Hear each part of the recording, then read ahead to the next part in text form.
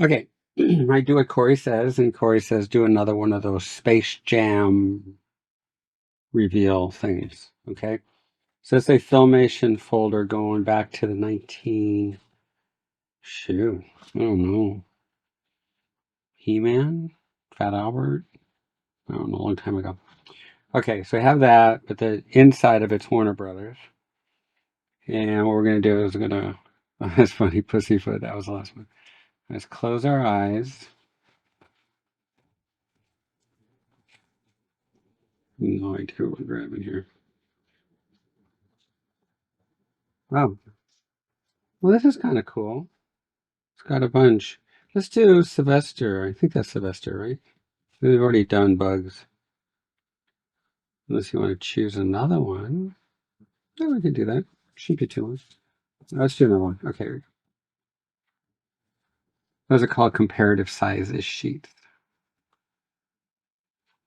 Okay, ready?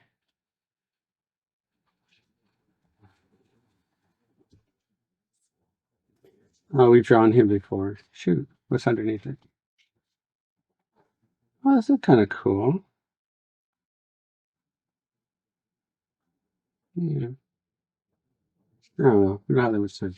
Let's go back and do Sylvester. Okay. So we'll take this. This is really valuable. These are the original model sheets from when we were working on the movie. So we've got to treat it nice and careful, just like all the animation stuff I have in my studio. So here we go. Very careful. And there we go. Okay, perfect. So we have our two magic pencils. And the blue one is for the blue magic and the red is for the red magic. Let's take our characters, put them over here next to Horace and Jasper from previous video. This is not animation Acme Punch. This is just regular paper. And I love flipping paper. I just think it's, I don't know, I'm just an old-fashioned animator. I love, just love flipping paper. So let's go ahead and we'll just take some of this. All right, so what do we got? I guess it's Sylvester. Okay, so he's going this way. So that's your gesture. All right. This is the same lay-in that I use for head drawing.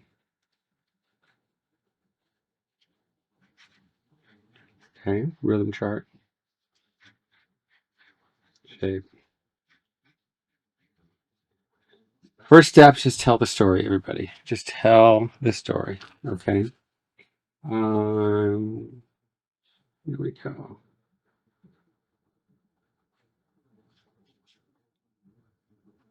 I'm gonna put a box shape here. I just watched a video. I gotta stop watching my phone. It was take a challenge to draw a sketchbook and fill it up in 1 month. That takes all fun away. What are you guys doing?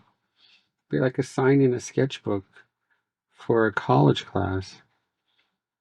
The sketchbook's personal. Sketchbooks for learning, sketchbooks for fun. So here's an X, like in perspective. There we go. I just texted one of my students who can order sketchbooks. I really love this one sketchbook. It's got two clasps on it. I got two that I'm working that are drawn in. It's like 200 pages per sketchbook, and then I have a new one on the shelf. I told her I want to order, so it'll probably be this month. She gets the catalog. I'm going to order 5, so that'll be 5 sketchbooks.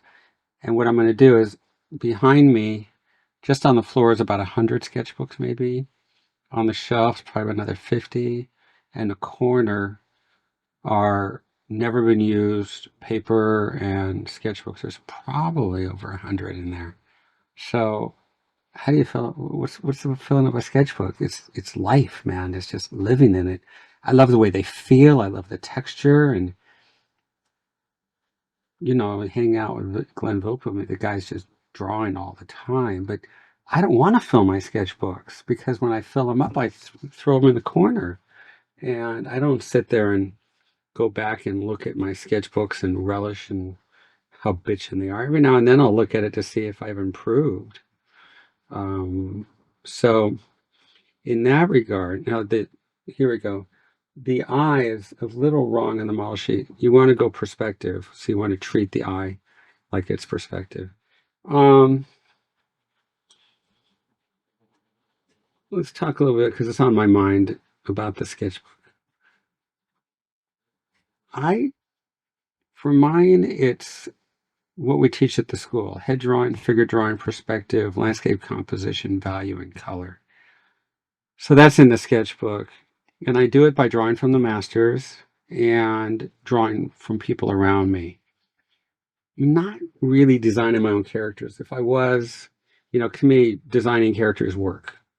So, the sketchbook is just pure pleasure. Okay, I'm going to put in the mask here. Sketchbook for me is just absolute pleasure. My favorite thing is, like, I wake up in the morning and say, when do I get to sketch today? So you don't want the sketchbook to be work. And then if I'm designing a character or working on something, it's usually in my head, because I can make all the mistakes in my head that I can make in the book. So the sketchbook is more traditional drawing for me. You could do it whatever you want. If you love anime, then just draw anime in there. But keep it fun for you, and don't make it a burden. And I would say, if you want to do a challenge, do a weight challenge. I'm going to lose some weight, even though I think that's kind of silly. If you have to have a challenge to get something done, don't do it. And sketchbook is personal. Draw through here. Sketchbook is personal. You don't have to show it to anybody. I usually do, because if somebody walks up, I'll let them look through the sketchbook. But it's all master stuff. It's like Michelangelo and Rubens. So, I'm drawing from that. One of my favorite things to do is to change the pose. So I'll take a Michelangelo of a guy and turn it into a female, or take a female and turn it into a guy. Changing the pose all the time. Okay, now here for this hair, this is what's called sawtooth. See that? We don't want to do that. We want it to be more varied. So you guys can see now I get serious. So we'll draw the shape first.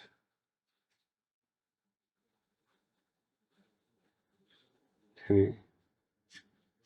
I think if somebody came in for an interview and they said, I did this sketchbook as a sketchbook challenge for myself to see if I could finish a sketchbook, I wouldn't hire them. If you have to do that in order to draw, it'd be silly. Okay, here we go. Yeah, when you draw here, you start with a dot for the eye, and then you expand out from the dot. Kind of feeling like the old fuddy-duddy, when I was young. And I always do that in my classes. When I was young, we didn't do this. When I was young. But I don't want to finish a sketchbook, because then it's done. I want to pick up one that's like 3/4 done and draw on it for a while, and then put it aside, look through it, cringe, say, come on, Sheldon, get to work. Or say, wow, that was pretty good back then, My friend today was saying how he, I've known him 46 years. And he was saying how he knew back when that my drawings eventually were going to be good. Eventually. My drawings are terrible. Just absolutely terrible. Worse than the class. And I just work hard. I think if I can give you guys any advice away from this internet stuff, which I'm watching way too much, don't ever feel like you made it. No artist does. There's no such thing as mastering. It was like master piano in 5 lessons, and I fall into it. I mean, when I'm done with these videos, I'm going to try to play piano again. And I chose the person to subscribe to that says you can master the chords and, so many lessons. We all get drawn to that. But remember, I'm playing piano for me, for nobody else.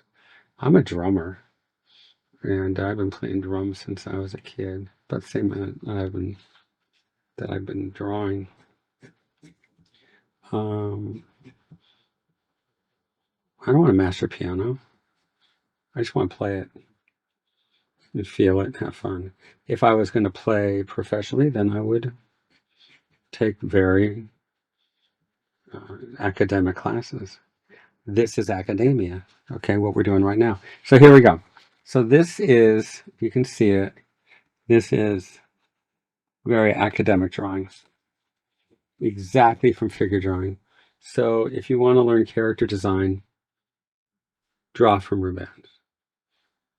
Make sure my head's not in there. If you want to draw landscapes, draw from Rubens.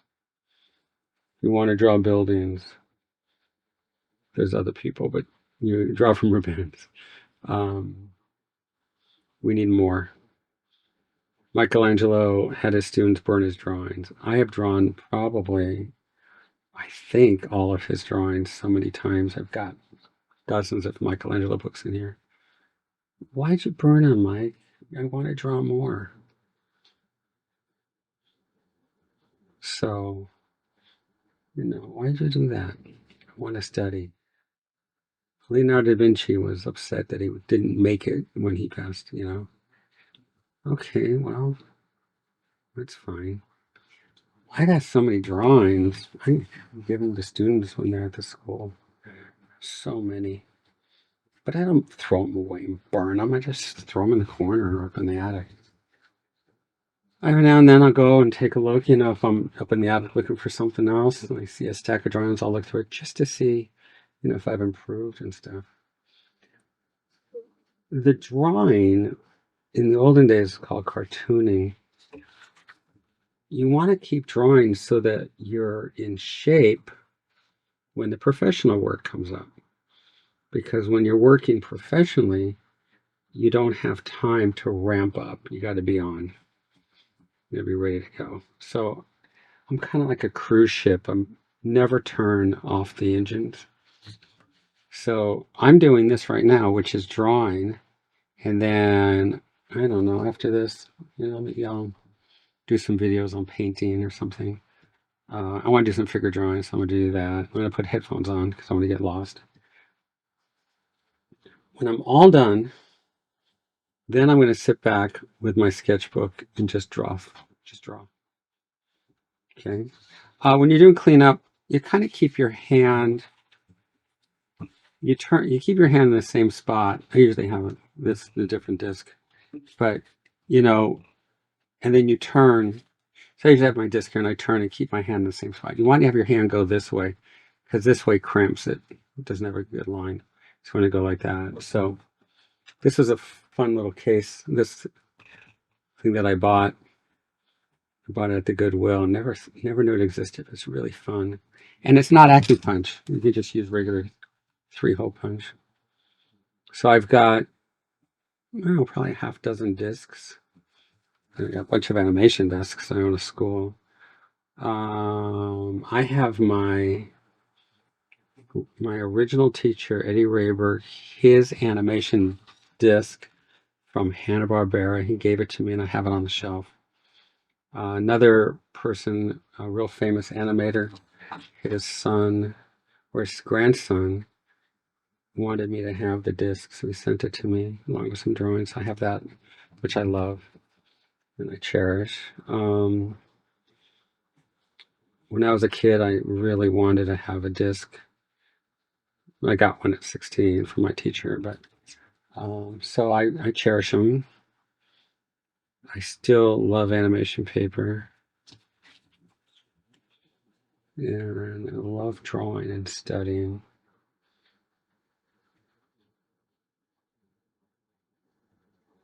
Yeah.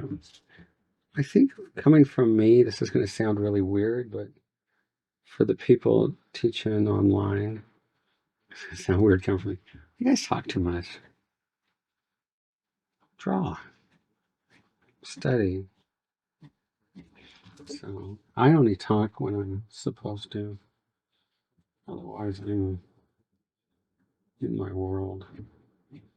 So this is my second video today where I'm doing a lot of teaching, and I'm already feeling uncomfortable because I don't talk that much in my studio. Unless I'm on the phone, which is rare. I don't talk to many people.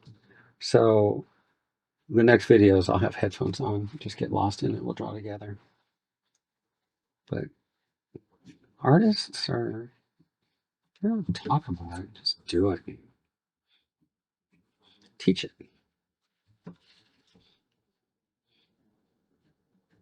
That's what cleanup looks like. See, I just keep moving, keep my hand in the same spot. If traditional animation ever comes back, let's put a line here, put the little dots. You're going to be doing this for 10, 12 hours a day. So make sure you have fun with it. All right, I don't want to go up there. It's going to be a tangent. So I'm going to put these two. Then I'm going to bring one down here. A friend of mine gave me a compliment today. We've known each other 46 years, and he says, "You've really, you're one of the few people." He said this way. He said, "I don't know that, you did it. It's like I'm married. I have children. I'm a grandparent. I love what I do." And he goes, "Not a lot of people say that." Well, I planned it that way. I love my wife more than myself.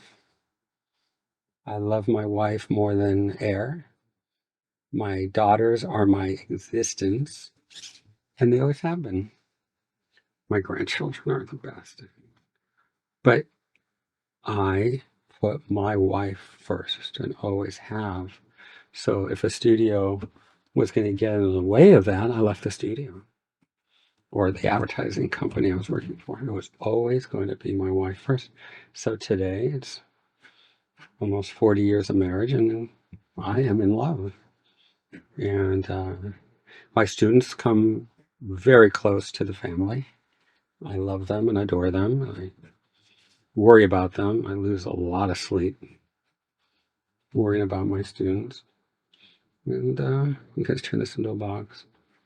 So I would say if anybody's going to talk on the internet, why don't you guys talk about balance? Why don't you talk about learning how to be a professional artist and have balance? Not imposter syndrome, or that's arrogant. Like, I'm so good. Nobody's better than me, so I feel like I don't deserve it. Oh, go away. Who do you think you are? Imagine Michelangelo saying to the Pope, "I don't deserve it." Okay, so here we go. A little off model, but you can see it's a character. So, get away from that. Now this line's going this way. It can't. It's got to go around and meet. So go in there and fix all this stuff. So I would say, why don't you guys give all you people that are so good at giving advice about imposter syndrome, why don't you give some advice about having a balanced life, having a family, having children, continue studying. Why don't you give a lecture on, sound like that there, why don't you give a lecture on this? How to work all day, get home in time for dinner, so you can have dinner at the table with your children, as I did, so you can hear about their days. Make sure you have time to play. Bath time is important. Then, after the children have gone to sleep, then you go back to your studio and start your next day. So your next day might start at 8:30 and go till 1. So you work from get up in time to take the kids to school, to daycare, to school. Make sure they get their hugs and their kisses. Make sure you have time to play with the other kids and have a good time, and get to work a really solid day. Let your clients know that your family comes first, because they'll respect you for that. They'll take your time. companies will take your time, and but they'll respect you when they know that you respect yourself and your family. So let them always know. Let your clients know. Hear about their families. Listen about their families and their lives. Work a good solid day. Get home on time to see your family. And that will be the end of the first day into the next moment of what really is important. And then when everybody's relaxed, and everybody's doing their thing, and the kids are sleeping, maybe your partner is watching TV. And I say partner because it's not just mommy and daddy, it's daddy and mommy and mommy. Then go to your studio and start your second day. Try to close down by 1 and then start your next day. I love it. That's life. Let's talk more about that instead of imposter syndrome or a sketchbook challenge. But we'll end with this. I saw a video talking about Disney's head. I never worked for Disney because I wanted to see, I'm describing, I did the family thing I told you about. And I got to work at home at the other studios and not the Disney wouldn't let you work at home back then, but the other studios let me do it. And but I did work there once. For 1 semester at Disney training, I taught figure drawing, and I saw Disney's head every day, and it was everywhere. Just had to look at the sign on the door when it said restroom. Yeah, Disney's head existed, and I think still does. All right, well, love you guys. I'm going to do some long drawing just for me and put my headphones on because we already joked around a bit. It's time to mellow out. Anyways, this drawing's off model, but it is Space Jam, and it's classic figure drawing. See you later. If you get a job at Disney, go look at Disney's head. It's right there. Okay, love you guys. Bye.